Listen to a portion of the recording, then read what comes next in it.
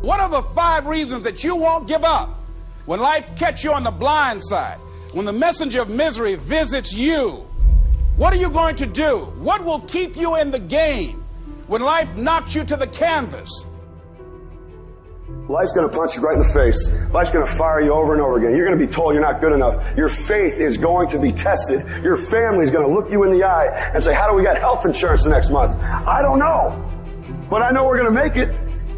You know who's going to bail you out? You know who's going to come and rescue you? You know who's going to come and save the day? No one. No one's going to come and do it for you. You're going to have to do it all yourself. See, the Buster Douglas that fought in the last fight was not the Buster Douglas that fought Mike Tyson. See, the Buster Douglas that got knocked down while fighting Mike Tyson had gotten out of an alcohol recovery center. His mother had died. His wife was ill with a terminal illness. He was considered a nothing, a bum. So when he got knocked down, Buster Douglas had a reason to get back up because he said, I'm dedicating this fight to the memory of my mama. Life is hard, man. That's what it's about. Life is a challenge. If you don't work as hard as you can, if you don't sacrifice everything, if you don't get rejected and keep coming back for more, if you don't get your loyalty tested and your faith tested, you don't love that thing if you bail out. So if you fought through all that, that's love. So you got to have some reasons that when life knocks you down, and it's going to. Hello, it's going to knock you down.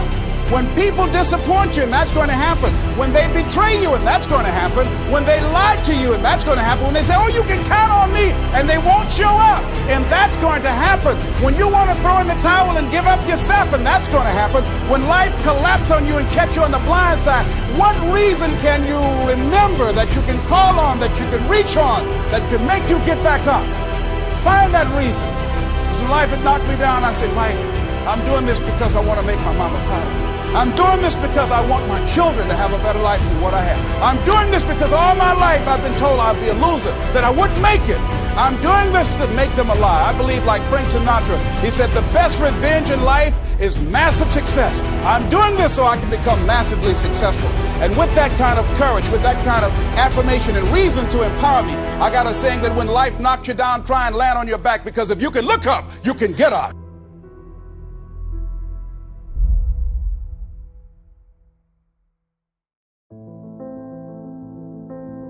You don't have to be grim, but you do have to be serious.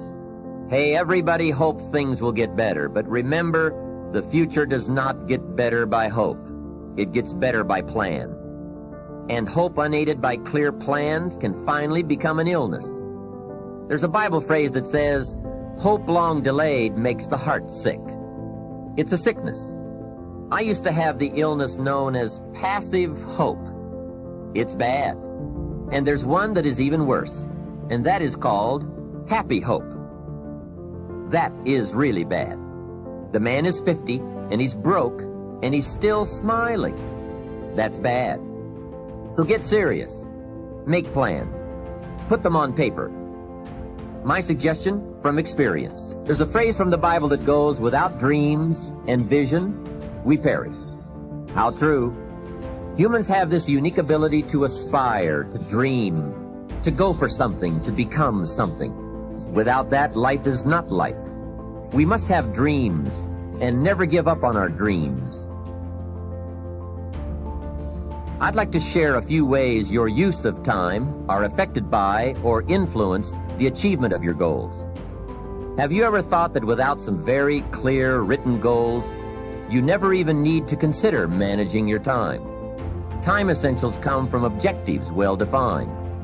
Time can't be critical if objectives aren't defined. Now you might be one of those uniquely fortunate individuals who can keep all their objectives and purposes clearly defined in their minds and operate from that. But I wouldn't take the chance. Write your goals down and set careful priorities. Sometimes priorities are determined by the season. For a farmer in springtime, the season dictates his most important activities. During the spring, a farmer must work around the clock, burn the midnight oil, and keep the equipment running because he has only this small window of time for the planting of his crops. One of the difficulties of living in an industrialized society is the losing of the sense of seasons, when to pour it on, when to ease back, when to take advantage. It's easy to keep going from 9 to 5, year in and year out, and lose a natural sense of priorities and appropriate time. Don't let one year just blend into the next. Keep an eye on your own seasons, lest you lose track of values and substance. Part of setting priorities is learning to separate major activities from minor activities. This is a whole skill in itself, but once you have learned it, it will pay dividends you won't believe. So learn to put everything on your mental scales to be carefully weighed before you spend time or money. Of your sanity is socially distributed. And what I mean by that is, well, let's say that you know how to behave. You're well socialized. You can play with others. Now, I said already in this conversation, if you didn't learn to play with others between the time you were 2 and 4, you will never learn. And psychologists have beat their heads against the wall trying to rehabilitate antisocial children. They can't do it after the age of 4. Is that because areas of the brain just don't develop? Well, it seems to be partly because the kids fall farther and farther behind. So let's say you make the leap from egocentric dependence on your mother at 2 and 3 to immersion in a peer group. Well, then you pick peers that are at your same developmental level, and you chase each other up the developmental ladder. And the longer you're out of that, the farther you fall behind. And so, kids, 5-year-old kids might come across another 5-year-old kid who tends to cry too much if they don't get their way. And they'll say, we don't want to play with the baby. And what they're saying is, we have to find someone who's at our developmental level, shares our developmental horizon, so that we can mutually scaffold our further development. Now, they're not going to say that, obviously, but that's the situation. And kids test each other out when they first meet. So do adults. Game. Can you play? Are you playing at the same level as me? I'm playing my game at the level that will further my development. Can you play along with me? If not, well, maybe you're lower in status and I can pull you up as a mentor. Maybe you're higher in status and I can learn from you. But if you're a peer, we can play together. Anyways, if you're acceptable to your peers and you behave well, they'll accept you. And then they tell you all the time if you're acting appropriately. If your jokes are funny, if you're dominating the conversation, if you're bringing something of value to the table. And all you have to do is pay attention to the social cues, and you'll keep yourself regulated. And at the end of the day, you're going to get what you focus on. They're both true. This is both the most amazing time that's ever happened, ever in recorded history. And yet real things that are terrifying are also happening.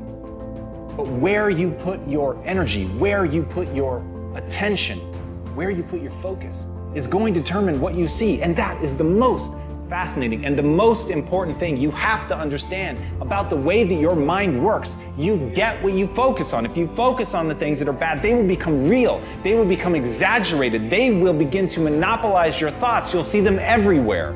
It's called the reticular activating system. Your mind is literally designed to pay attention to the things that you notice.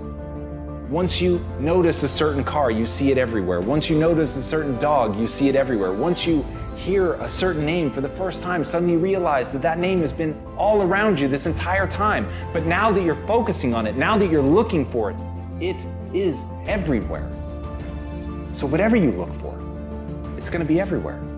If you look for the negative, it'll be there. But if you look for the positive, it will overwhelm you. When you manage something, you do so to keep it going.